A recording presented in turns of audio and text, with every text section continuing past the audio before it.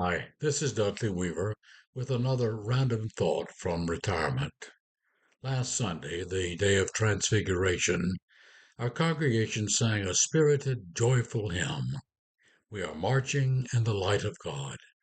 It originated most likely as a Zulu folk song among African Christians. It was a new hymn to our church family, and despite our organist's noble efforts to teach it to us before the liturgy began, when it came time to sing it, well, let's just say neither the congregation nor the choir got the swing of it. But the text, though simple, is quite appropriate for the challenging times in which we live. We are marching in the light of God. We are dancing. We are praying. We are singing in the light of God. Challenging as that may sometimes be, marching, dancing, praying, singing in the light of God is revealing. It shows the world whose we are and who we are. No lurking in the darkness, no retreating into a corner, no cowering under a cover of conformity. Jesus said, "Let your light so shine before others that they may see your good works and give glory before God in heaven."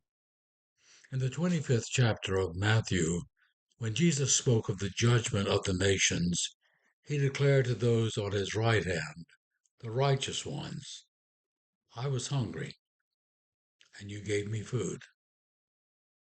I was thirsty, and you gave me something to drink. I was a stranger, and you welcomed me. I was naked, and you gave me clothing. I was sick, and you took care of me. I was in prison, and you visited me."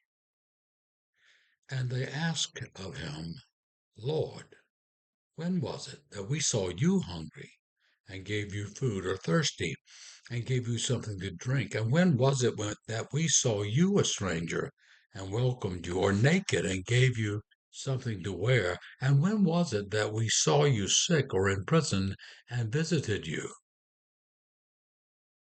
And the king will answer them, said Jesus, "Truly I tell you, just as you did it to one of the least of these who are members of my family, you did it to me."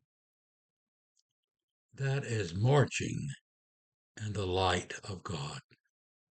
And it is to that Jesus calls us in every day and in every aspect of our lives, politics included.